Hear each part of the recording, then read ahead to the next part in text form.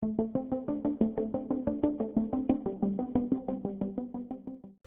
there! Welcome to Sneaking in the Green Room. I'm your host, Andrew Kushner.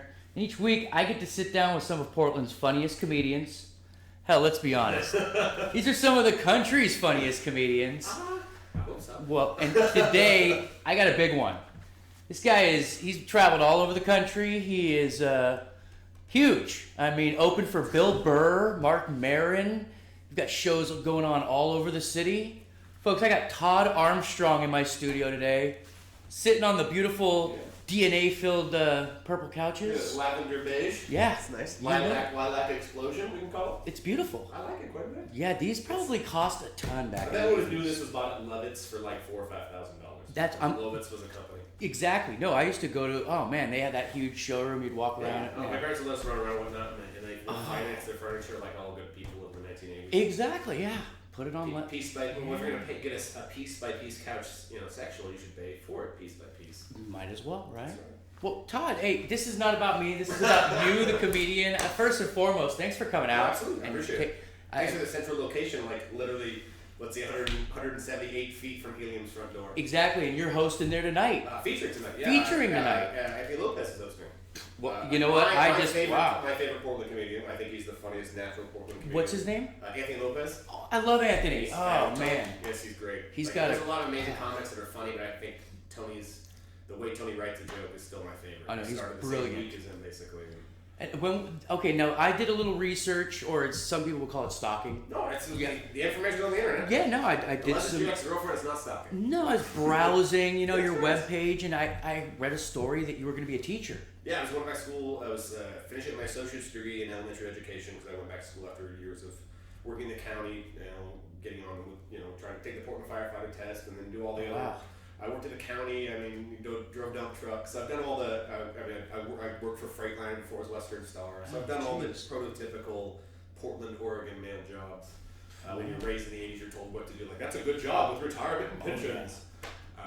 And then so I was going back. I was tired of that, and I was like, I'm going back to school to be a teacher because my body was getting tired. I've dislocated my knee, tore my shoulder. I thought it twice. Just surfing, wakeboarding. Big water sports guy. I'm an adrenaline junkie, and water's my preferred method.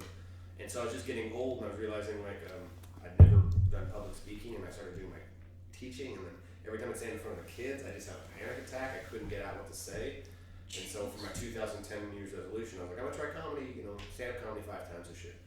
And then that's how the whole thing started. I tried it 5 times, hated it, got heckled a bunch, didn't really click with Portland comics. Wow. A lot of them were super nice, like Boomer and Christian Ricketts, and Sean Jordan and Nathan Brandon. Oh. And I started the same week as Ian Carmel came back to comedy. And Tony Lopez started, and a guy named Tim Hammer, who was just an amazing one. I've heard great things about him. Yeah. I'm going to take my jacket. This is live TV. It's got warm in here. This gets casting couch, and that's oh, boy. Weird. Yeah, no, it's just, wow. And it's a little rapey in here, I'll be honest. I brought you up the stairs. There's no one around. I feel comfortable. I really genuinely, assume the best in people. No, I would never. I've only been burned in paychecks. That's usually when conned in money, so I'm lucky. That's a good thing, I guess. That's the best lesson in comedy. Comedy manager told me that. First time I told him, I'll just get my check on Mondays. Like, if you don't get your check the night you work, you're never going to get paid. Yeah, never. Incredibly true.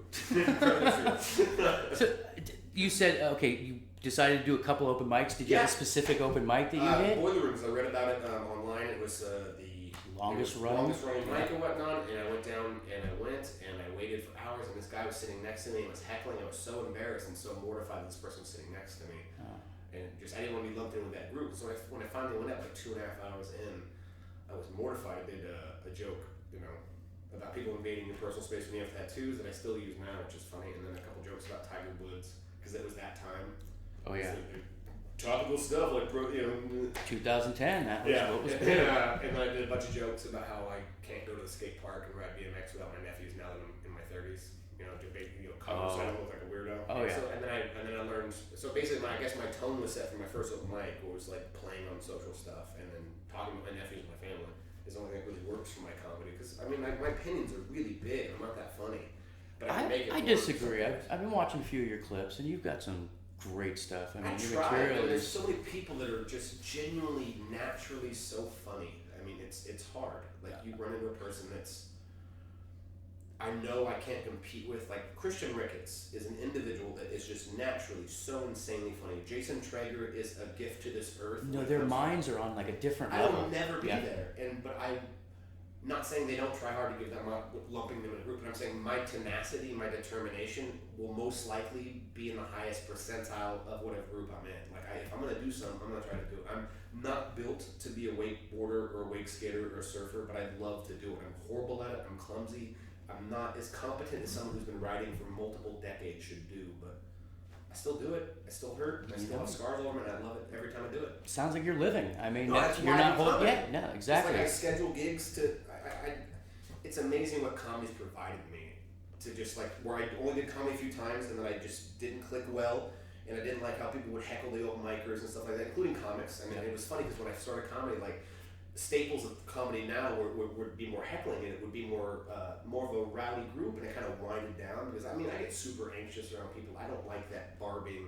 Same here. Frat guy, because I know we can sit in the green room and I leave most of the time. There's a lot of comics that get in and say, "Oh, you like shirt idiot," you know. Like, I don't do that shit. I hated that shit in junior high, and that's what makes me funny now. Is because it's a defense mechanism for me to control a conversation because I'm a narcissist and I don't want to sweat through your inquisition of what I'm wearing or my opinions or my judgment. Exactly. It's like, no, I can divert you my way. So it's me controlling a conversation. That's all it is. Well, this is I'm watching it right now. You're exactly. very good. You're good at it. You are not. This is about you, like I said. I'm trying to get in the minds of comedians and. No, but I love this. I wish this would have been around when I started because I mean I only started Facebook like 4 months into comedy because I kept going to open mics and they'd be shut down. Or they'd be like, "Oh, I got canceled because of this gig." I mean, you see how much time the Comics Forum board is for everybody. Train wrecky, psychopathic, delusional pile of whatever the hell you want to call that. It's occasionally informational, and it used to be very informational, but it's just. Yeah, it's when I first started, it was tough for me to find. I don't know. I'm not good at making friends. I'm not either. Yeah, and I'm a nice person. I know that I rarely give people a real reason to not like me. But I don't go out of my way to make you comfortable because I'm always so uncomfortable out in public. I was a hermit crab for 31 years. Yeah. I built my own boathouse. I lived in it. I had my own little perfect world. Oh man. And then just boom, I just tried comedy, and then 6 months into it, or 8 months into it, they asked me to open for Bill Burr when they first opened Helium.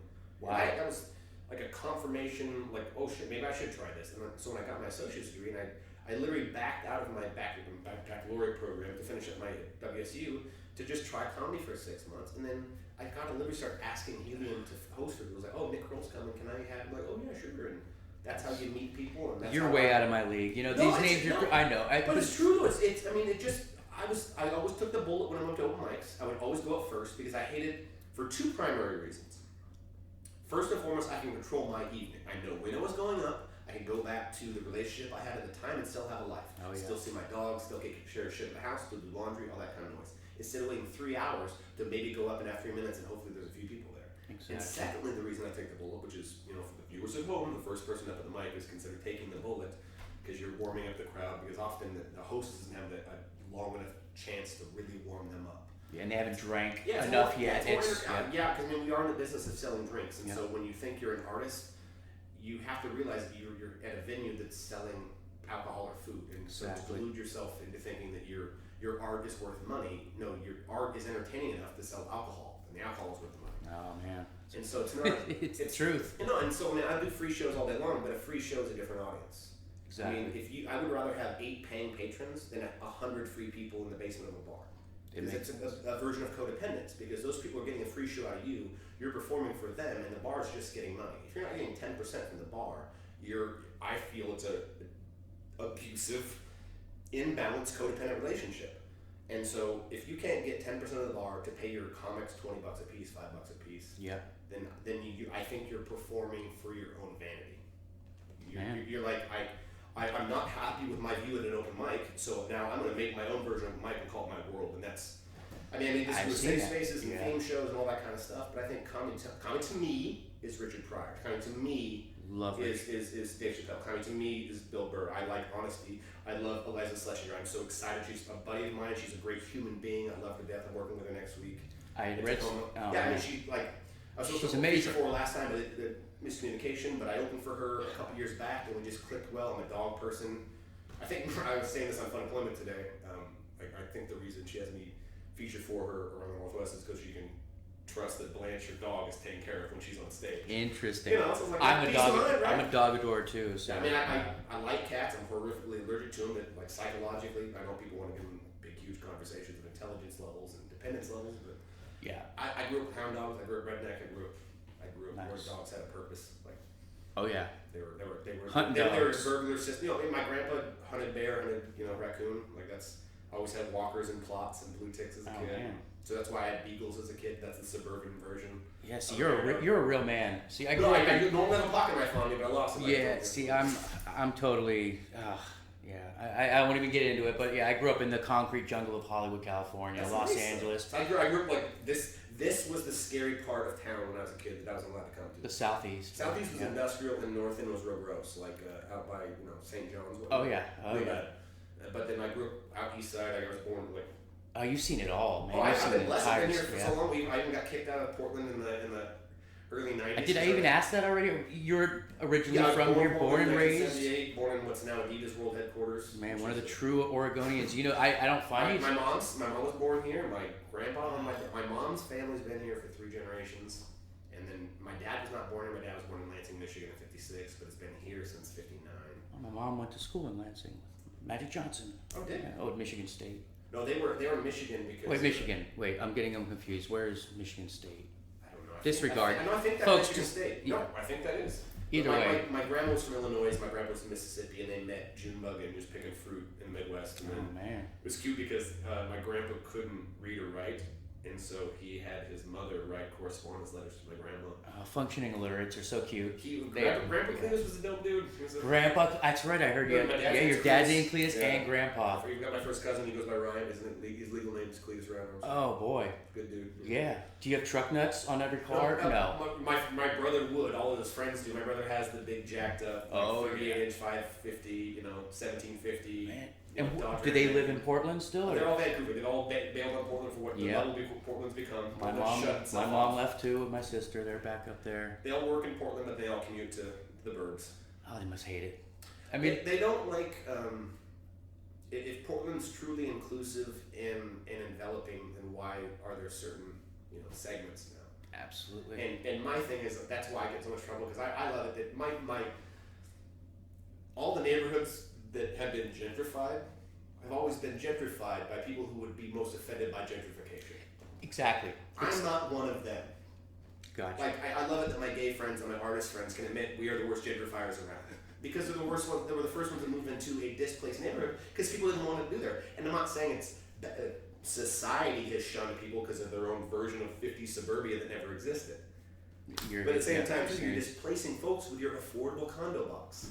And I do not like what Portland's becoming, these strips of IKEA that go back and forth. Oh no, it's totally reminding me of areas of Los Angeles. I grew up. I don't want this to become Burbank. That's where I went to Glendale High School, 5 miles from Burbank. No, it all is. My comedian friends that say they live in Los Angeles, they live in Glendale. They live in Burbank. Exactly. And they share 5 comedians. All the comedians you see on TV live 3 abroad in a one house. No, right now I'm having PTSD. Just memories of growing up there, and no, it's sad. It does bother me. The only thing I complain about in Portland is when I was a kid, I used to say that I love Portland because it's a 6-story city. Most of the city's 6 stories tall. Yep. You get to see the sun. You get to see the trees most of the time. Most of the stuff in old towns, 4 blocks tall. They're 4 stories tall for like blocks. Slab Town's no longer Slab Town. It's now condos. Yeah, no, it's ironic that it's called Slab Town condos. It's like you built all the concrete pads that used to be warehouses. It's crazy. And so I don't like driving around a city that feels claustrophobic, and that's why I like to visit New York but would never live there. I literally feel claustrophobic in that. Yeah, I've never been to New York. I want to visit. Eventually I will. I was thinking about quitting comedy like 2.5 years in, just because it is a very draining. Oh yeah. Emotional. I mean, people that don't know anything about you judge you based on words, and I mean, comics judging is the hardest part. I mean, you expect a judgment from the audience because you should provide them something because they have an expectation.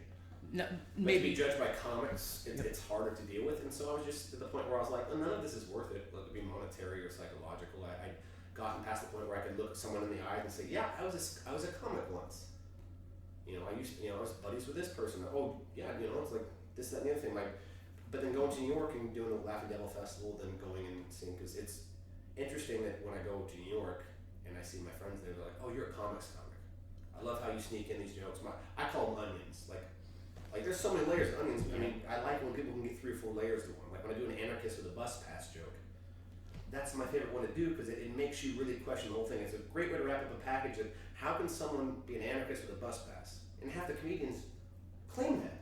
Yeah. They say that I'm an anarchist, Absolutely. but then they have a bus pass and then they're wanting you to vote for Bernie Sanders. It's like no one has an idea what principles are. They just have these opinions and they want to be on the right side of history, but not even bother to read history. And so I'm the comic that's fine with, like, I'm butt heads with you because I have enough logic to think this out. And if I'm wrong, I love being wrong because then I can stop being wrong and then maybe be right next time. Exactly. Yeah. You learn from. So like I said before, I'm 37 mistakes. going on 80, and that's why I don't. Well, you look young. I slip a lot of the especially for Michael Keaton thing. Well, let me ask you. I mean, did at that point when you kind of were thinking about quitting, is that kind of why you've really? Because I feel like you're a huge road comic in this city. I don't know why I say that name, but I see really your name. I really try to be a West Coast comic. I really enjoy I-5 Yep. all the way from Tijuana to BC. I like to surf with my buddy in Ensenada. I like to. Oh, man. These hiking boots are. They have miles on them. I'd love to just be in the woods by myself and rock hound and take the nephews and see crazy places. But I mean, that's what comedy provides you to do because I don't do anything realistically between the hours of sunrise, which that's when I typically wake up is 6:45, 7 o'clock ish.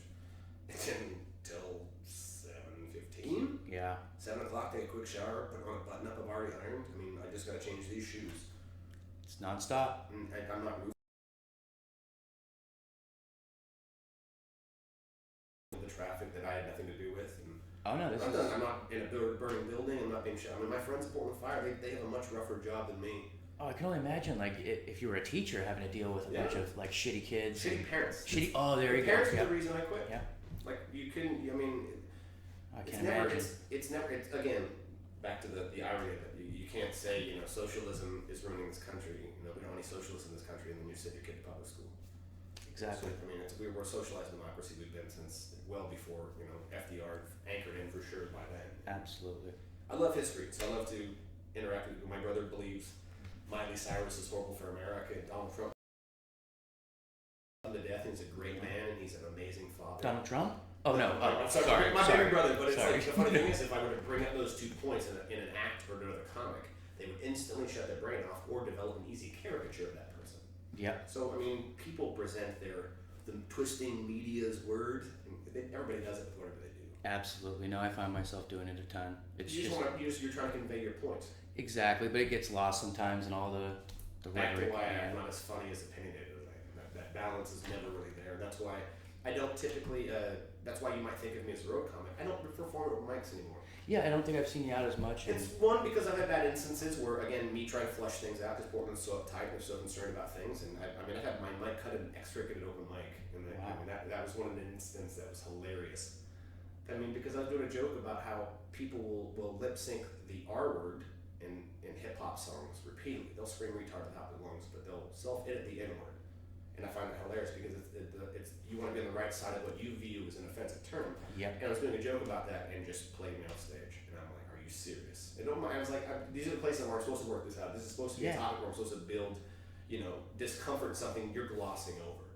And if a comic can't handle me doing that, I get that. No, and I feel like it gets to a point where I think hosts need to understand that we're going to police comedians at the end of the day. If something is offensive to the point where it's dangerous. Things I say are offensive, and at the same time too, it's like I live in a world where you have the right to be offended, and I have just as much right to not feel that your offense is worth merit. Exactly. And I can listen to you, I can respect you, but when I do a joke about, like my favorite joke to do to just make people think is, if all black men have rhythm, how come some don't pull out in time? After I do a setup on, you never should believe a stereotype, if all Asians have little dicks, why does China fuck our economy so hard? To set up a playful joke. Yep. To kind of point out, I'm going to show you that there might be one instance where this is disproven, so that's what the empirical method is. I'll even set it up with this is a rational triangle, this is an empirical triangle. We come to a consensus when we throw away all these things. So I say that in that joke, if all black men have rhythm, how come some don't pull out in time?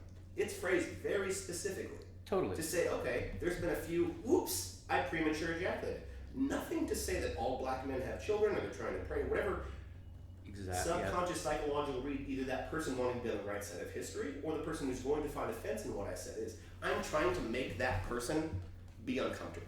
They're falling for my instantaneous trap because they think, oh, that's a Maury Povich joke, or that's a racist joke, or he can't do that joke because he's fucking white. Yeah. My favorite thing to do is like, wait a minute, so, and point out the fact that I'm just doing this. It's not a joke about Maury Povich, it's a joke about it's a joke about the empirical method. Yeah.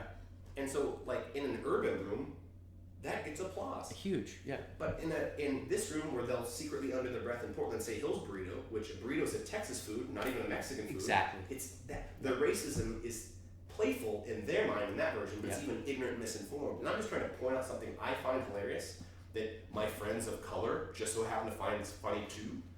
But I can't do that through a certain construct. And so you have to work those out at open mics. And I like to do that in Portland because this is the hardest place to do that type of humor.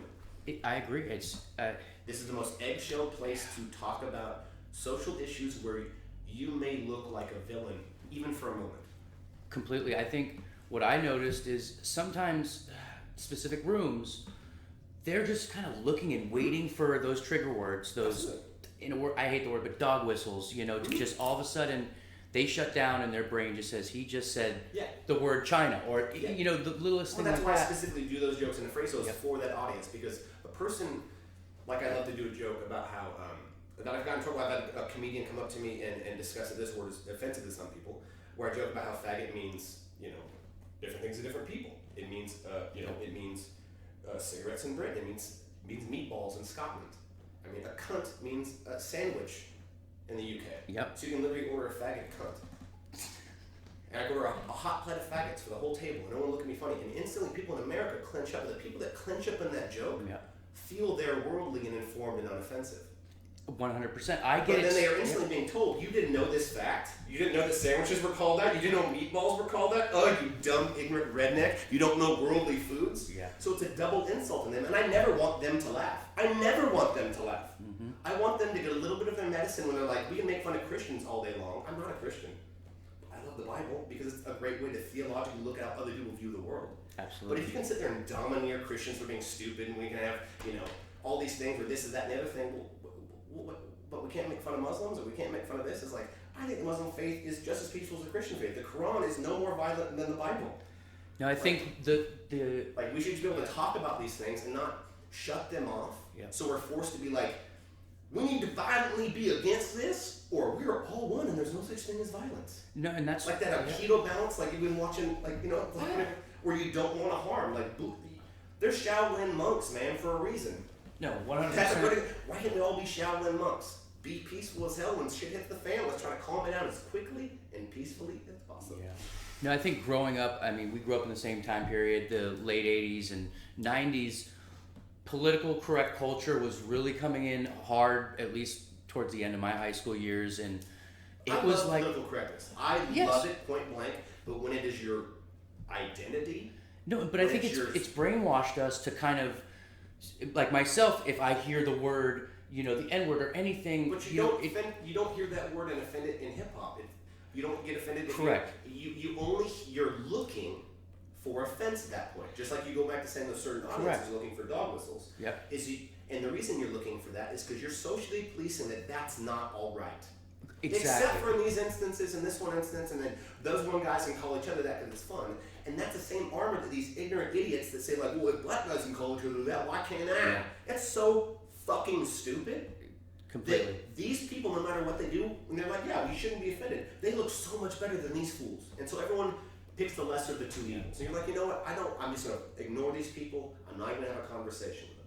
No, but at the same time, those people aren't going to have a conversation with this side. And then most of us in the middle are stuck here going, why can't we talk about it? Can we find some commonality? No, it's that separation, and I think it's been brainwashed or just put into our brains through media, through the way television has changed the ability to discuss social issues. And so I think it's sad, but it's also, it's something that they're doing, with all the brainwashing techniques that we're seeing everywhere. I just feel like I'm being controlled over time. I've been, I've actually become really nervous about what I say. I'm scared to say certain things that I feel. And it shouldn't be that way. We should be able to talk openly, but at the same time, you know what? We can police ourselves if we don't, if something is offensive or if someone's being racist. I think that society will call people out on that. Yeah. I just think there's too much undercover racism at this point from all sides. Yeah. And nobody's being open and honest with everyone. So there's just a lot of hatred or fear of everybody.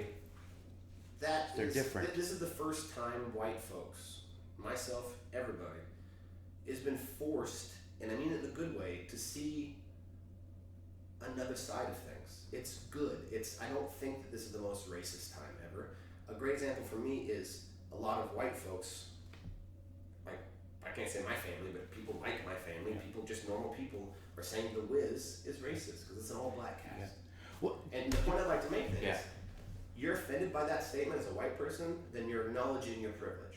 Exactly. Because if the previous cast was all white back then, why wasn't it racist then from another perspective? It's a good way to just snapshot in how your viewpoint is. So if you're inundated with the sense that white is just like Muhammad Ali's interview with like why the good cowboy always white. Yeah. And nobody can say it more eloquently ever. Richard Pryor to me is a great person to inundate a viewpoint of race. He came up through segregated television basically and became an open human being in the 70s and a god basically in the 80s. And so I won't ever be able to work those things out, but I want to live in a world that I can discuss things that affect me and my friends. It makes sense too. When I grew up, I wanted to be, I loved hip hop culture. Like Nikes and sunglasses and NWA was all that mattered. My BMX bike and wanting to be Ice Cube. I agree. Dude, I hate to stop this early. No, we're getting close to the end. This has been amazing, dude. We've opened some ideas. No, I am too. I want to where can we find you on social media? ArmToddStrong.com. ArmToddStrong.com. Man, you have been amazing. Oh, sure. Dude. Thank you. Thank you for coming on the show. We're going to do this again. We have a lot more to talk about. I don't book too much. Dude, folks, this has been another great episode. Go see Todd Armstrong. He's all over the city. I'll see you next episode. Take care.